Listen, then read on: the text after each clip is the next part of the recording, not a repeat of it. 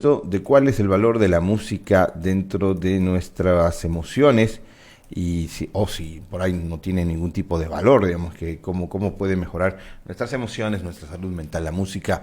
Después de casi un mes, casi que no nos vemos un mes, vamos a saludar a Giulio Barbonari, psicólogo clínico que siempre tiene la gentileza de conversar de este y otros temas con nosotros. Hola Giulio, buen día.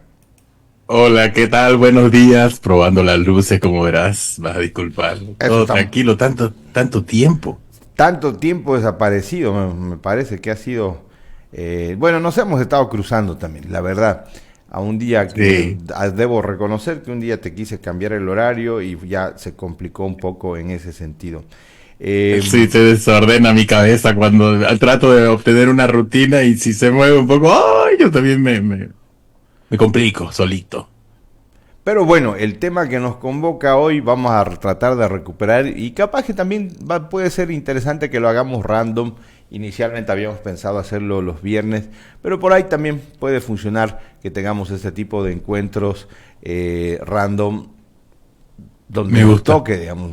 Por ejemplo, mañana es que ya teníamos un tema agendado, ese tema de la música, pero por ejemplo, Sí, por decirte, caería perfecto hablar en pues lo podemos hacer después, hablar de este sí, tema que es, por ejemplo, el trabajo y la salud mental, digamos. Entiendo yo, pues, a ver, había algo que decía mi madre, que decía que el ocio es peligroso. La gente que tiene demasiado tiempo libre, digamos, es como que empieza a pensar cosas que quizás no debería, no sé, te digo, y por ahí eso lo enlazábamos con el trabajo. Pero hoy día la idea era de que ese era temita, el tema que nos habíamos propuesto hace más de 3 semanas cuando conversamos, y tiene que ver con eso de si la música colabora, si la música ayuda a tener una mejor salud mental. bienísimo, excelente tema. Además que mi tesis yo la hice en terapia musical para niños, Ah, la mexicana. con, con comportamientos agresivos elevados, vamos a decir así. Así que sí, es una de las cosas que más me atrae, me gusta y que en su tiempo le dediqué bastante estudio, e investigación. Así que, ¿por dónde empezaremos? No sé, mira, yo te puedo empezar desde el cigoto, que es cuando se une, ¿no es cierto?, el espermatozoide con el óvulo humano. Ya el cigoto es susceptible a su entorno en cuanto a vibraciones. Así que podemos decir que somos afectados biológicamente por las vibraciones, que serían sonidos, desde la fecundación. Ahora, otro dato interesantísimo es que a los 3 meses de estar dentro de la vida intrauterina, más o menos, a los 3 meses es que se termina se desarrolla o se termina de desarrollar el sistema auditivo del feto, será en esa etapa, supongo. Y entonces es ahí donde empieza el momento en que se termina de desarrollar el sistema auditivo. Es el momento en el que empieza el feto a tener movimientos, digamos, no reflejos, sino voluntarios. Es decir, el sonido, la percepción del sonido es una de las primeras señales en el ser humano de que existe un mundo fuera de uno, ¿no? Que estoy yo y mi entorno, digamos, por así decirlo. ¿Me dejo seguir hasta ahí? Sí, perfecto. Buenísimo. Entonces, así de importante en nuestra vida, en nuestra formación, son las vibraciones, el sonido y la música, ¿no es cierto? Entonces, hay un efecto biológico de los sonidos y de la música en el ser humano y hay un efecto psicológico, que son dos cosas diferentes. Tú tendrás una idea, digamos, yo no soy un experto en física ni en medicina, pero toda materia, digamos, esta mesa, este micrófono, los audífonos, está hecho de átomos. ¿Y qué son los átomos? Son pequeñas supuestas partículas en movimiento y donde el 99% es espacio vacío. Entonces, se entiende desde la física cuántica, de la teoría de cuerdas, ¿no es cierto? De que en el fundamento de la materia física, de los sólidos, también hay vibración. Y en ese sentido somos susceptibles biológicamente a las vibraciones, sí o sí. Por eso, cuando los soldados marchan en un puente colgante, tienen que romper filas, porque es sus vibraciones sincronizadas, los pasos sincronizados en algún momento en un puente colgante lo empiezan a hacer colapsar porque van encontrando su frecuencia natural de vibración. Cuando tú le encuentras la frecuencia natural de vibración a un sólido, él se puede quebrar como la copa de vidrio, ¿no? Cuando uno canta muy alto. Entonces tenemos los efectos biológicos que son, por ejemplo, el bebé, ya vamos a pasar al bebé ya recién nacido, ¿ok? Y entonces el bebé recién nacido tiene que succionar el pecho de la mamá para alimentarse.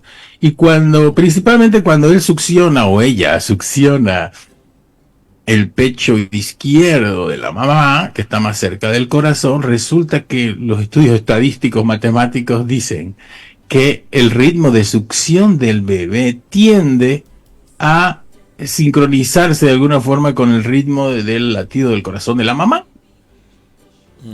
Perfecto, la sincronía. También son inducciones biológicas a armonizaciones rítmicas, vamos a llamarlo, pero he hecho el de las palabras difíciles, espero que se entienda. Si no, vos me frenás y me preguntás nomás, por favor. No, está súper interesante y muy didáctica tu explicación. Gracias. Así que tenemos la influencia biológica que es prácticamente la misma para todos, ¿no es cierto? Si yo empiezo a poner un boom, boom, boom, boom, boom, o como cuando iban a la guerra, ¿no es cierto? Que hay unos tambores, boom, boom, boom, boom. Resulta que en una fiesta electrónica o en unos tambores de guerra se usaban los tambores de guerra ¿para qué? Para inducir un ritmo grupal en las personas, es decir, el corazón y tu respiración va a tender a sincronizarse con el ritmo de este sonido grave que está como un latido del corazón fuerte. Otro ejemplo bonito y visual de eso que decís de la cadencia y del ritmo es, por ejemplo, como en las películas de romanos o de vikingos o de griegos o egipcios antiguos. Siempre en los barcos hay un tipo que está con un tambor que está golpeándolo para otorgarle, digamos, la cadencia y el ritmo para que los remeros remen. Para sumar momentum, podemos decirlo también. Correcto. Entonces tenemos el efecto biológico, que es más o menos el mismo, ¿no? Un bombo, una fiesta electrónica, un tambor, el sonido del agua. El sonido del agua, la fuente, ¿por qué los japoneses usan fuentes de agua, ¿no? Como relajación. Uh-huh. Casi a todo, menos al que tal vez de pronto casi se ahogó, ¿no? En el agua, casi a todo nos hace sentir bien escuchar el agua, ¿no? En las olas del mar, y casi a todo. Aquí ya estamos entrando en el terreno psicológico, ya salté del biológico al psicológico, chica. Pero estoy tratando de hablar de la parte psicológica casi universal, ¿no? Como la parte biológica que acabo de explicar, que es prácticamente universal. No influye de tu historia personal, por así decirlo. En el caso del agua, vamos a decir así, es un sonido casi universal, psicológicamente hablando, pero no totalmente, porque uno puede tener traumas, ¿no? Y ser detonado por el agua. Entonces, ¿por qué el agua es tan universal? Porque en la vida intrauterina, ¿dónde flotamos? En líquido amniótico, creo que se llama, ¿no? Uh-huh. Entonces, el sonido del agua casi a todos nos hace referencia a un estado de agua tibia, flotando en agua tibia, donde no hay ni que masticar, digamos, en un estado ideal. Entonces, tiende a ser un sonido regresivo, ¿no? A la vida intrauterina, por decir así. Luego tenemos las influencias universales, generales, físicas o biológicas y psicológicas. Y luego pasamos a una segmentación intermedia que sería la identidad sonora musical grupal de una sociedad, de una cultura o de una promoción de colegio que tiene su canción, ¿no es cierto? Entonces depende de la cultura en la que vivimos, la familia, la sociedad, el barrio, vamos a tender a tener una identidad sonora musical grupal, más o menos construida a través de la vida, ¿no? Qué sé yo, un aula de estudiantes de música de primaria hasta secundaria, donde son todos compañeros, y han tenido 2 o 3 profesoras de música con determinadas características, probablemente tengan bastantes cosas en común. Como historia, digamos, si todos los que estuvieron en ese curso, en esa promoción, después de 10 años de escuchar la canción de su promoción los va a remitir a ese tiempo, ¿no? Va a haber una carga psicológica regresiva una vez más de la memoria, así como el olfato puede detectar, ¿no? Uno va por la calle y siente un aroma y ese aroma lo hace viajar a uno en el pasado por años y acordarse específicamente de una escena, de una situación, de una emoción. Asimismo, no tan fuerte como el olfato de segundo nivel de intensidad para ser regresivo, digamos, a través de estímulos, es el sonido. El sonido es muy regresivo, vamos a decir así. Estimula la regresión. Y luego tenemos la identidad sonora musical personal, que tiene que ver con tu historia personal. Normalmente en musicoterapia se usa así una anamnesis, como hacen los psicólogos, o hacemos los psicólogos, mejor dicho, como hacen los médicos. Te olvidaste que sos psicólogo por un rato. Me olvidé, estaba de rock and rollero. No, entonces, pero también, o sea, cuando hablas un poco de la experiencia personal, también es bueno contarle a la gente que vos, y suena Miles Davis por si acaso de fondo, que vos le haces ambas cosas, es decir, sos músico, es músico experimental, entiendo yo, en algún momento de tu vida. Gracias, experimental me gusta por decir aficionado. Y suena elegante. Sos psicólogo también. No, claro, porque has hecho de todo, has hecho música electrónica, música de ambiente, o sea, he probado de todo. No solamente... Y estudié ingeniería de sonido. Estudié ingeniería de sonido primero, con un semestre de música por aquí, un semestre de música por allá, dentro de la carrera, y fuera de la carrera también intenté, digamos, un año de instituto de jazz, un semestre de guitarra clásica, mientras estudiaba sonido. No terminé de estudiar sonido por razones de fuerza mayor. Y luego entré a psicología, así que sí, la musicoterapia, por eso hice mi tesis en eso, obviamente. Sí, oye, pero digamos, también en eso que estamos hablando, en esa primera fase, hablas, digamos, de, que los aromas, entiendo yo por lo que decís, que el olfato es mucho más fuerte, digamos, cómo nos llegan las sensaciones y los recuerdos o esa memoria sensitiva que la música. Pero la música también tiene que ver, por eso, por ejemplo, estaba pensando el otro día, entendía fenómenos culturales como se producen hoy, que es todo un revival de los 80 a través de la televisión, las series, Stranger Things, películas, que digamos, volvemos nuevamente a hacer versiones de Top Gun, por decirte, que son películas muy ochenteras, pero que el elemento clave de esto es el volver a escuchar y el volver a revivir la música, porque digamos tiene eso, ¿no? Sí. La música nos provoca evocaciones, nos hace regresar.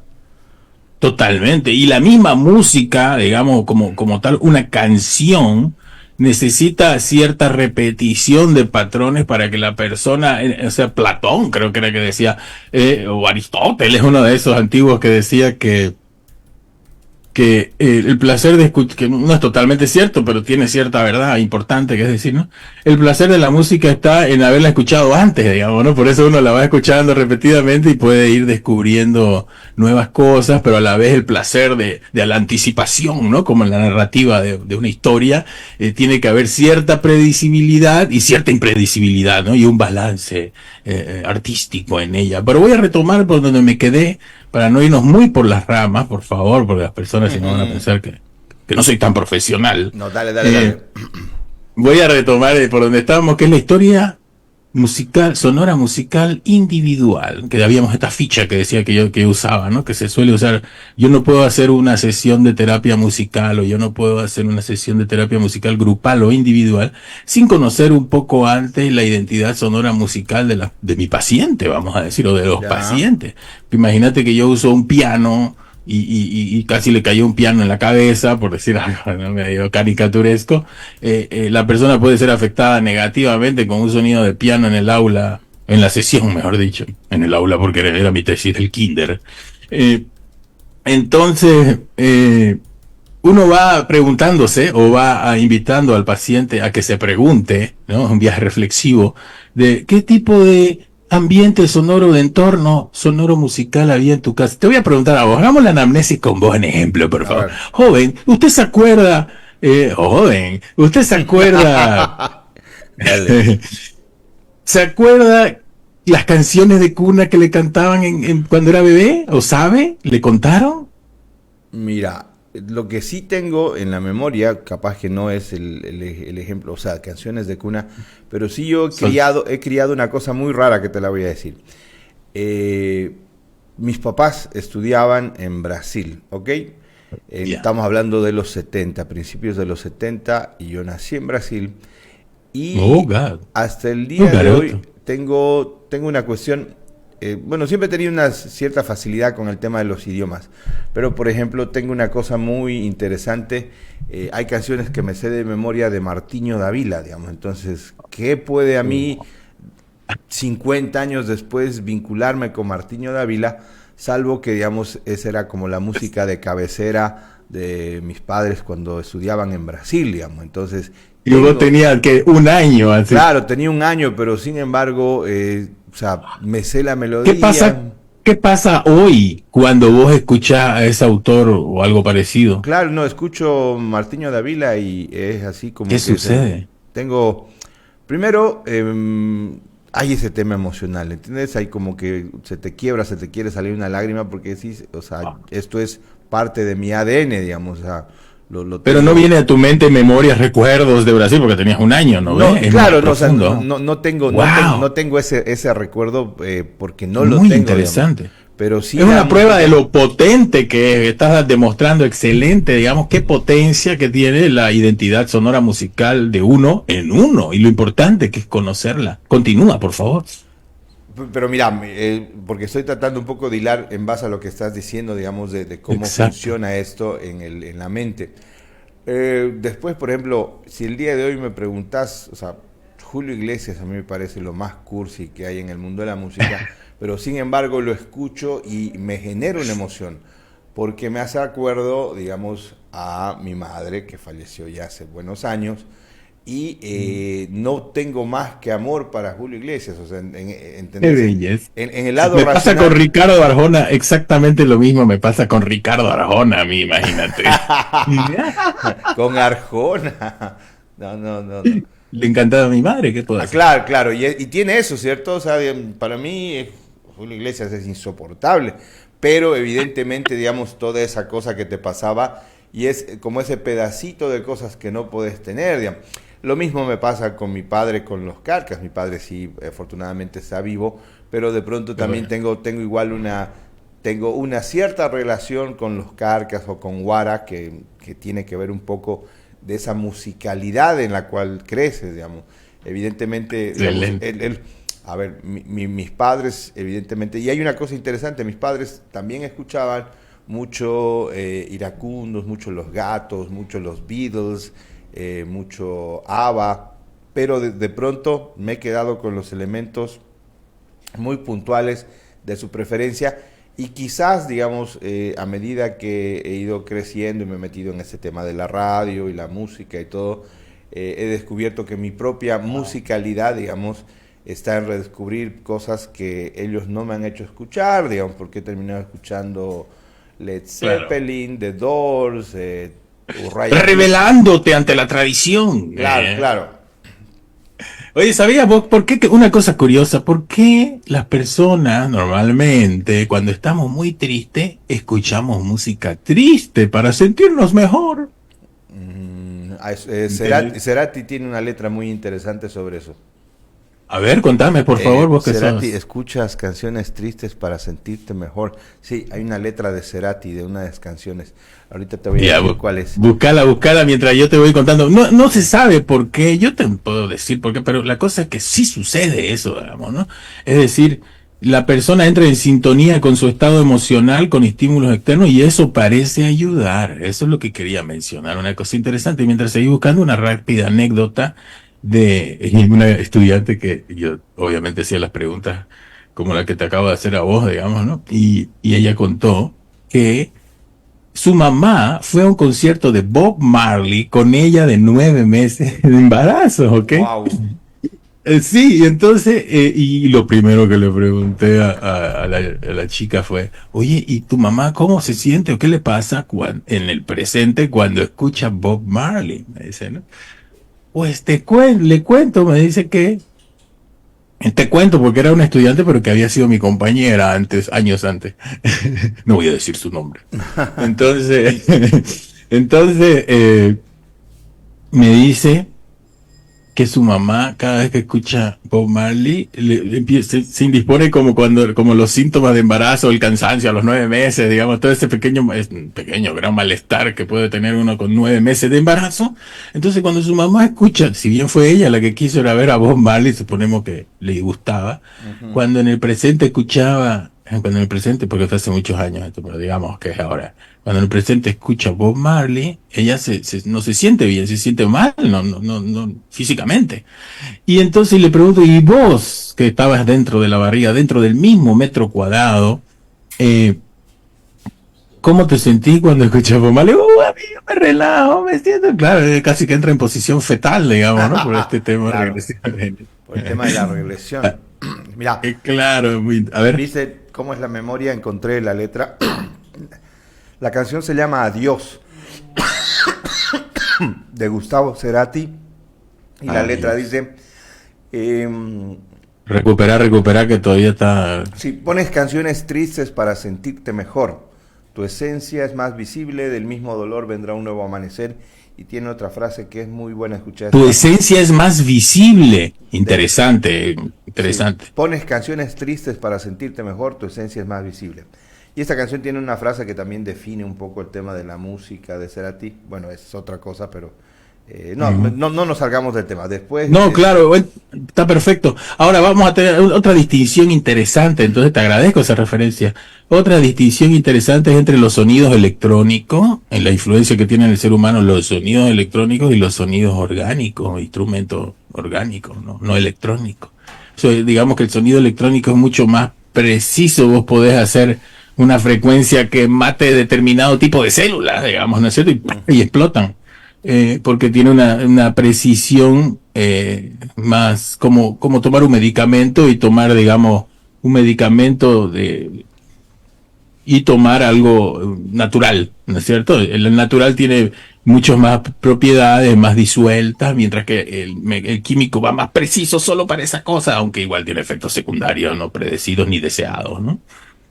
Así que esa distinción es interesante e importante, siempre va a ser más amigable y relajante en primera instancia, digamos, sonidos orgánicos, ¿no? Un instrumento, un violín, ¿no?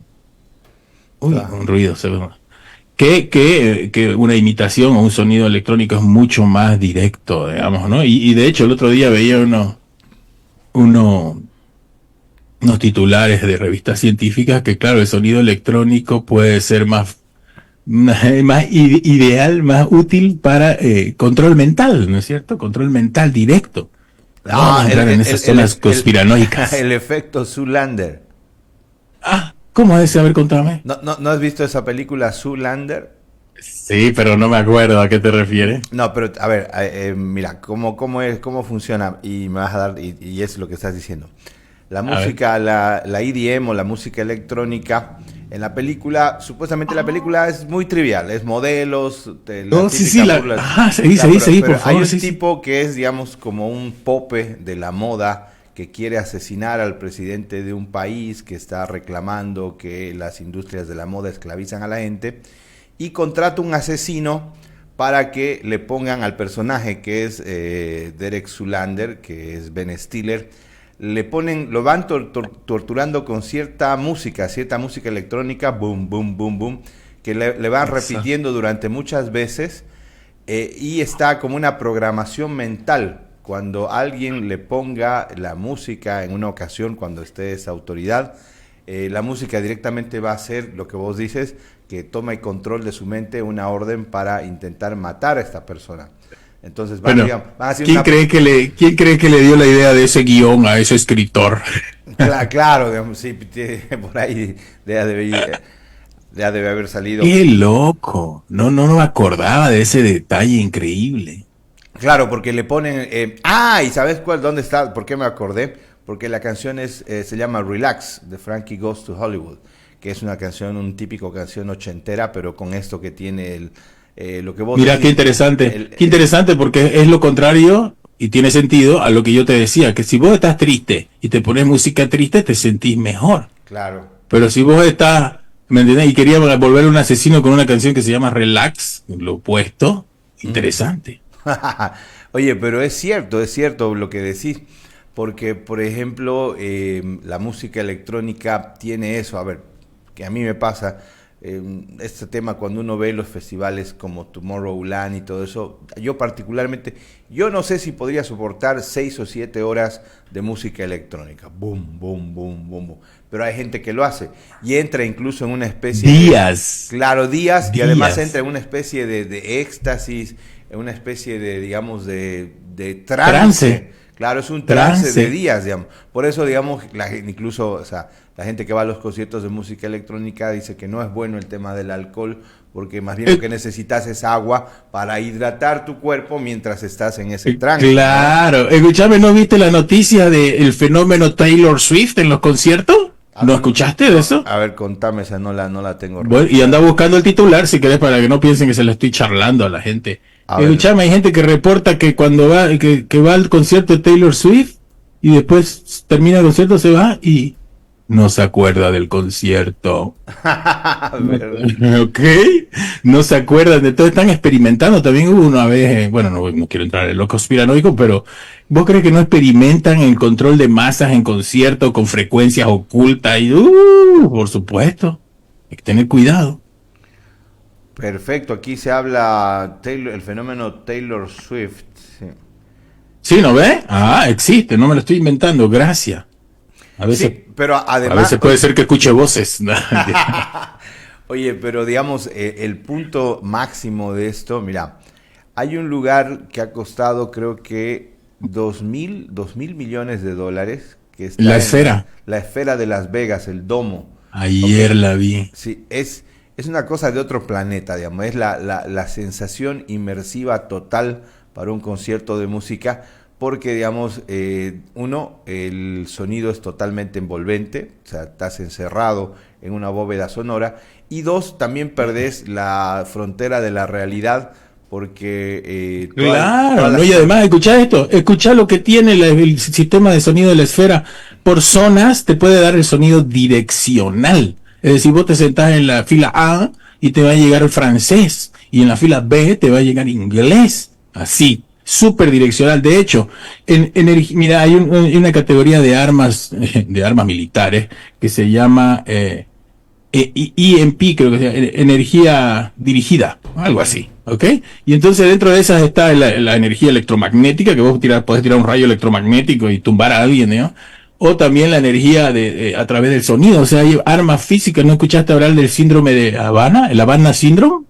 El síndrome de Habana es de personales diplomáticos de Estados Unidos en todo el mundo, sobre todo en La Habana, que empiezan a tener síntomas de neuropáticos, digamos, y no se sabe qué, y están buscando, y el síndrome de Habana existe, o sea, existen armas militares con sonido, nada más, ultradirigido, y te pueden hacer escuchar voces, por lo tanto. Sí, ¿me entendés? Si la esfera le puede mandar un idioma específico a uno, ¿no es cierto? Y no a otro, y los otros no escuchan eso y escuchan eso. ¿Vos crees que no te puede hacer escuchar una voz, que la voz de Dios a vos en medio de una multitud?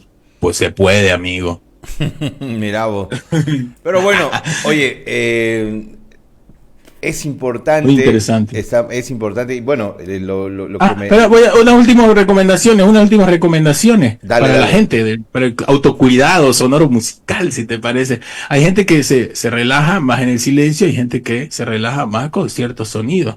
Uno se puede acostumbrar a estar. Entonces uno tiene que saber, conocerse, preguntar, ¿cómo me siento yo ante el silencio? Nunca está uno en silencio total, ¿no? Porque si uno está en silencio total, empieza a escuchar sus tripas, empieza a escuchar todo. O entonces, así como podemos pestañear, no podemos cerrar los oídos. Entonces estamos todo el tiempo en constante influjo de estímulos. Y hay gente que se relaja más con pocos estímulos y hay gente que se relaja más con determinados estímulos que otros no, digamos. Yo duermo con tele, por decirte, con alguien charlándome ahí, yo me puedo dormir, otra gente no. Claro. Así que uno tiene sus propias particularidades. Hay tipos de instrumentos que nos relajan más, tipos de instrumentos que no nos relajan más.